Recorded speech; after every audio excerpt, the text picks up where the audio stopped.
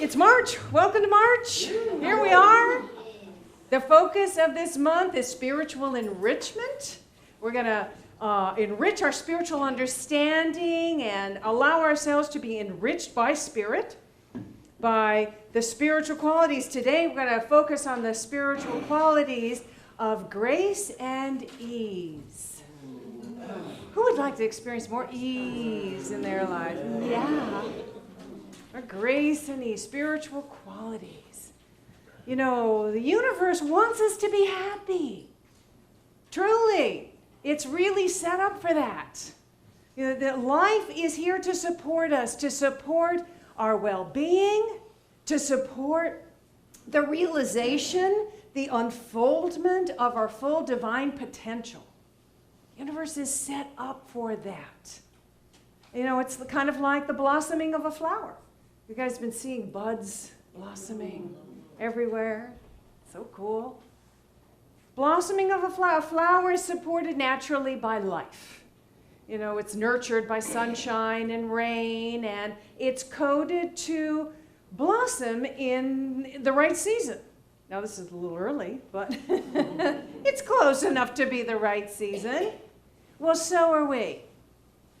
You know, it's kind of like that passage from Matthew that, you know, consider the lilies of the field, how they grow.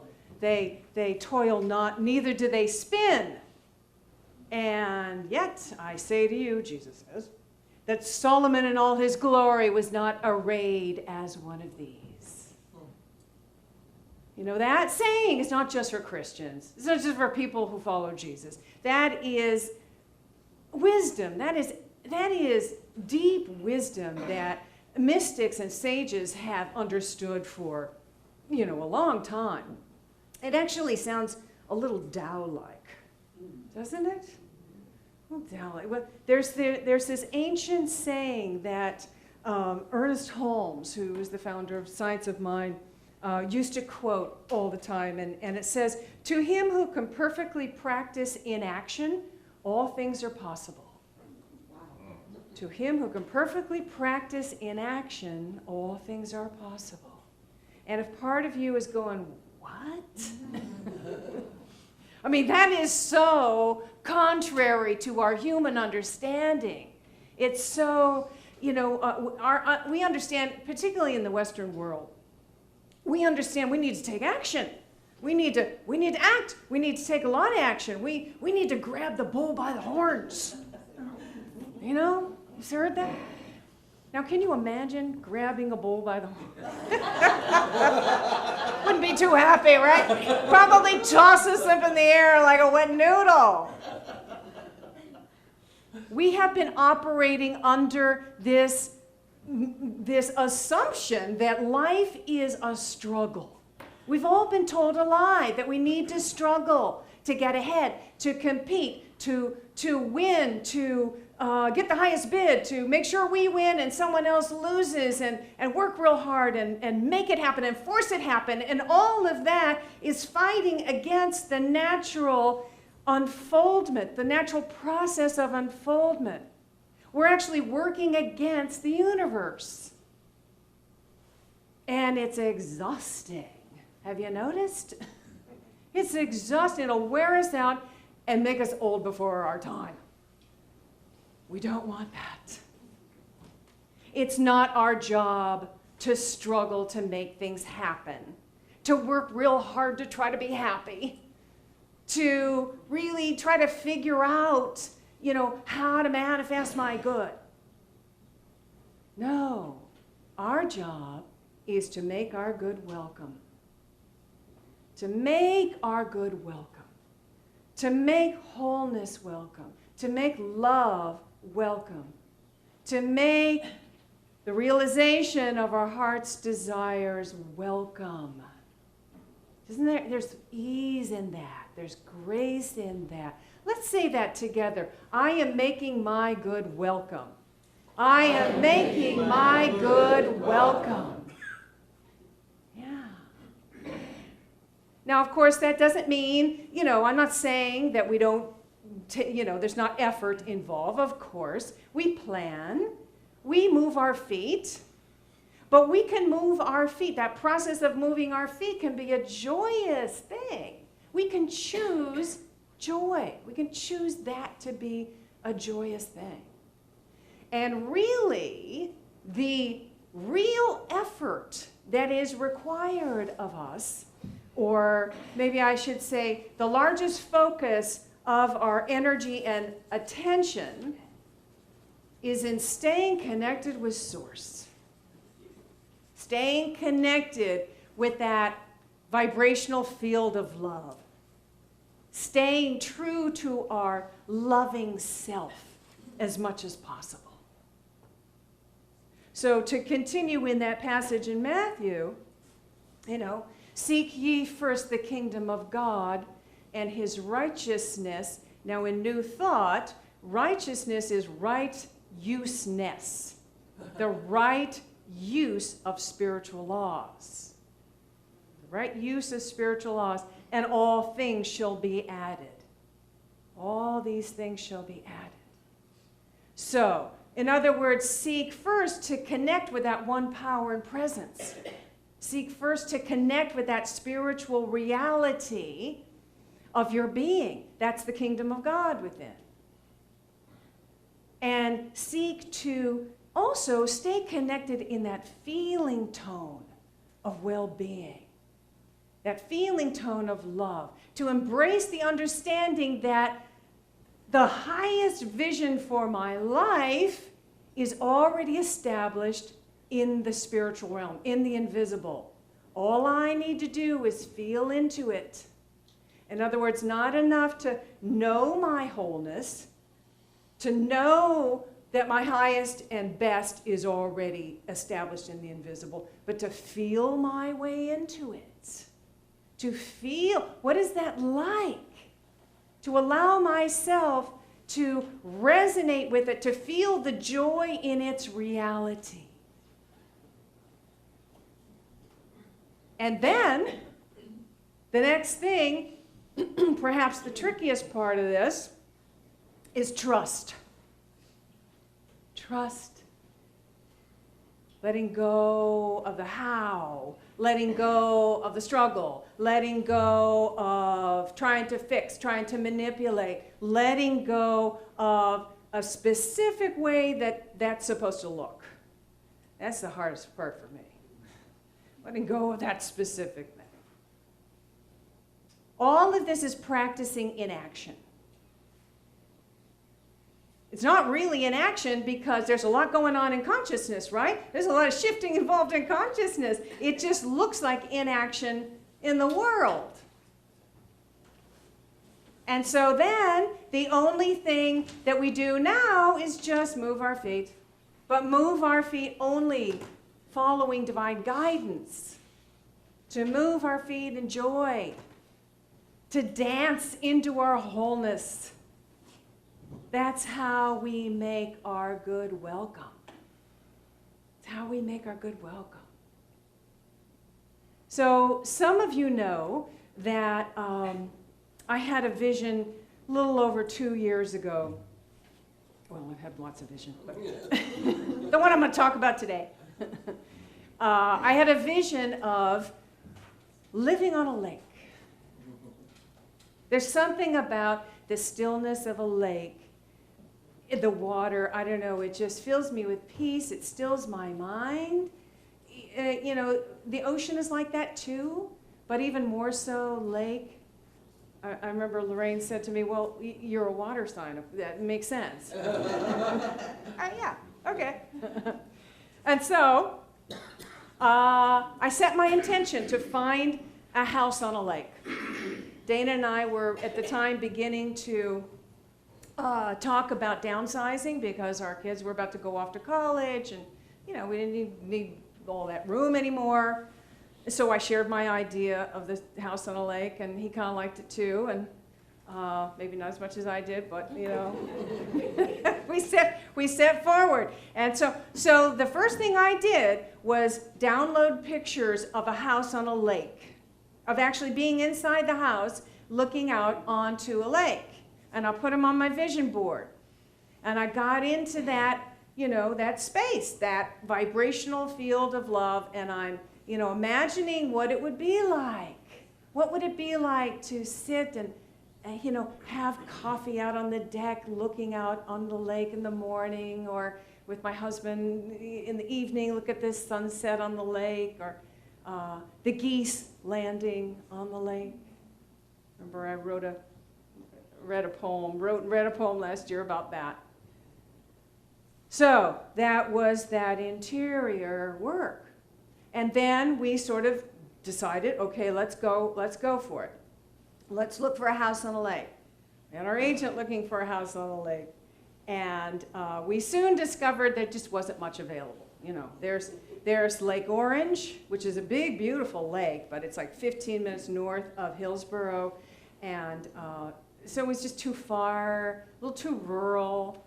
And then we were thinking maybe East Lake, which is that beautiful lake that's right in town, but the houses on that lake, they start at $1 million for like a fixer-upper.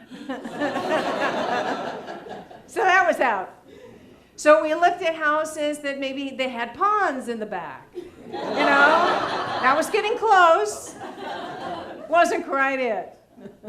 So after a while, we kind of had to give up this dream, and we looked at regular houses. And so we spent like the next 2 years looking at house after house. Thank God we have a very patient real estate agent, I have to say. Never pushed us. We want to say, okay, when you want to go. And the thing is that, either I would like it and he would hate it, or he would like it and I hated it. There was just no agreement. And it was all kind of getting pretty crazy. And I was noticing that maybe I was getting just a little obsessed with it all. Maybe more than a little obsessed with it all. And so once I finally admitted that, it's like, okay, I got to sort of take this back. I have to relax into this. I have to let go of specific thing, just make peace with where I am now, make peace with what is, and just kind of let go. Just, difficult for me. But, I managed to do it somewhat, and an interesting thing happened was that my husband started, looking a little more. And he would send me these little things. Ooh, this looks interesting. Should we look at this? I think this is good. Let's maybe look at that. And so still nothing was right. So I went back to my vision board, and I looked again at the pictures on the board of the house on the lake, and a voice inside of me said, this is your original vision. Stay with it. And my human self is going, but it's not possible. And my spiritual self is saying, yes, anything is possible. But really, 2 years now, not possible. Anything is possible. Do you ever have those arguments with your inner self? Yeah. So, about a month ago, he finds it. He finds the house on the lake. And it's got big, beautiful windows, and it's in town, and it's like the right size for us for now. The only problem is it's way over our budget. It's truly overpriced. And so, but we decided to see it anyway. And so we walked in this house, and the moment we stepped in there, we just fell in love. Both of us equally. That never happened before, right? We're both equally in love with this house. And so the only thing to do is just wait. Wait for them to realize it's overpriced and come down in price. And so we waited. We got to practice in action. And so, but again, consciousness, right? So I downloaded the pictures of that house, and I've made actually a new vision board, which is an intention mandala, which is, if you don't know what that is, it's like a vision board with an addition of the sacred geometry of mandala. And so I put those images there, and I went within, and I imagined myself living there. I imagined myself walking through that house. I imagine myself waking up in the morning and looking out at those windows onto the lake. I imagine having a meal out on that screened-in porch. I imagine my husband and I taking kayaks out on that lake.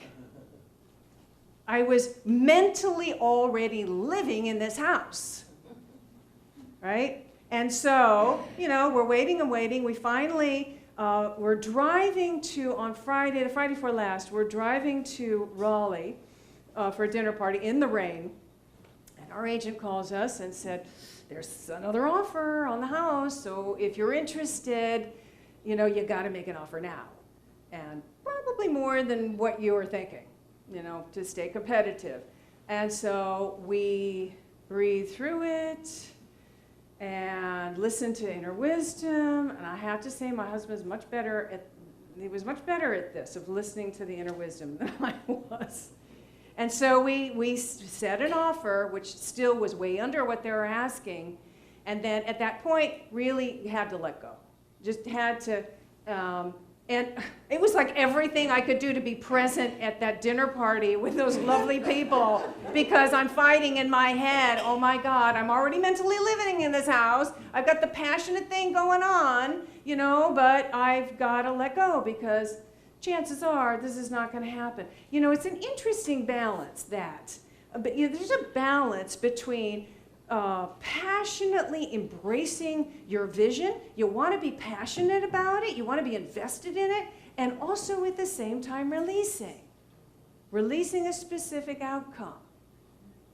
It's a balance I have not mastered at all, but I'm working on it. And so what happened was we're still in it. We're still in the running. And the weekend passed and a lot of back and forth and different numbers and, going back and forth and figuring it out. And I want to tell you that this week, they accepted our offer.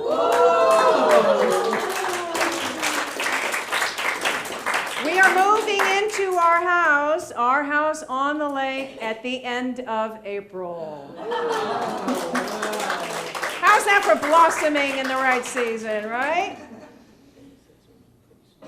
Listen to what makes your heart sing.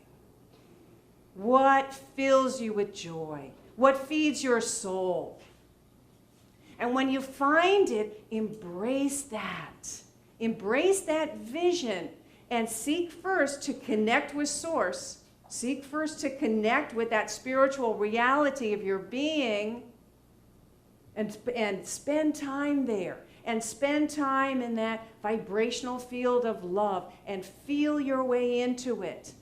Feel yourself having it, living it, being it. And keep your heart open. Keep your heart open. Be that naturally loving self that you are. This is how we make our good welcome. Let's say it again. I am making my good welcome. I am making my good welcome. Absolutely. And then just trust. Just let go of the how. The how's not your business. Let go of the struggle. Let go of the attachment to the outcome. And just follow. Follow joyous steps, following divine guidance. The realization of our highest good is a natural process when we make it welcome. Let's make it welcome. Namaste. Namaste.